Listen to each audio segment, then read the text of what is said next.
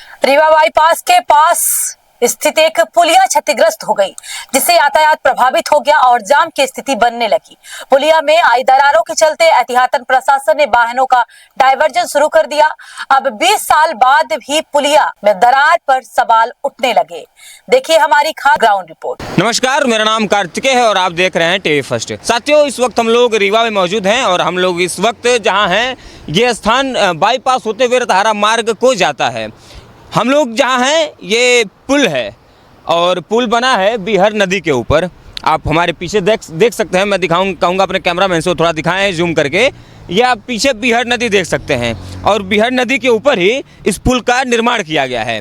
आपको बता दें कि किसी भी पुल का जब निर्माण किया जाता है तो औसतन उसकी आयु 100 वर्ष रखी जाती है, लेकिन इस पुल का निर्माण सन 2005 में किया गया और आज 20 सालों के बाद ही इस पुल में क्रैक आ चुके हैं। जी हाँ, आप सही सुन रहे हैं, इस पुल में क्रैक आ चुका है, जिसके कारण यहाँ के जो यातायात है उसको रोक दिया गया है। अगर आप प्रयागराज से जाएंगे सतना के लिए तो आपको गोविंदगढ़ से होके जाना पड़ेगा। सबसे बड़ा सवाल यह है कि 20 सालों में ही इस पुलिया में क्रैक आ चुके हैं और इसे बनाया है पाथ इंडिया कंपनी ने। तो सवाल यह खड़ा होता है कि आखिर किस सामान का इस पुलिया के निर्माण में उपयोग किया गया, उसकी क्वालिटी कैसी थी कि 20 सालों में या इसमें क्रैक आ चुके हैं।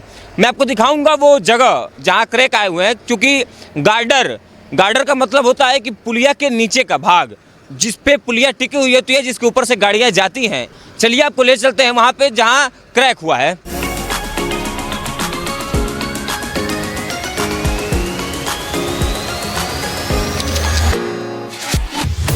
तो अभी हम लोग पुलिया के जस्ट नीचे खड़े हैं और मैं अपने कैमरामैन से चाहूँगा वो दिखाएं कि वो गार्डर है जहां आपको वो टूटी हुई जो जगह आपको दिखाई देगी उसको गार्डर बोला जाता है और उसी के कारण जो है यहाँ यातायात को रोका गया है।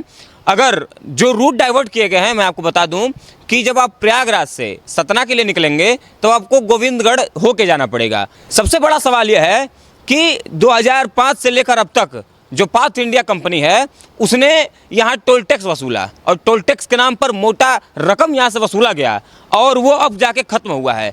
अब ख़त्म होने के बाद पुलिया की स्थिति यह है कि अब रूट डाइवर्ट करना पड़ रहा है। इसके वजह से जो जाम लगेगा उसकी वजह से पूरा यातायात प्रभावित हो जाएगी। 20 सालों में यह स्थिति है तो अगर ये पुल 60 साल 70 साल बाद इस पुल का क्या हश्र होगा। करोड़ों रुपए अरबों रुपए पुल के लिए सरकार देती है। कंपनियां किस तरह घोटाला करके ये काम करती हैं, सामान में मिलावट हो या जो भी चीज़ें हों। आए दिन यह खबर आती है कि पुल का उद्घाटन के समय ही वो पुल टूट के गिर जाता है। तो प्रशासन और सरकार आखिर कर क्या रही है? जब काम हो रहा है तो आखिर जो सामान का इस्तेमाल वहाँ किया जा रहा है उसकी जांच क्यों नहीं होती है? अगर जांच होती तो आज यह स्थिति नहीं होती। कैमरामैन अमरीश के साथ मैं कार्तिकेय, टीवी फर्स्ट।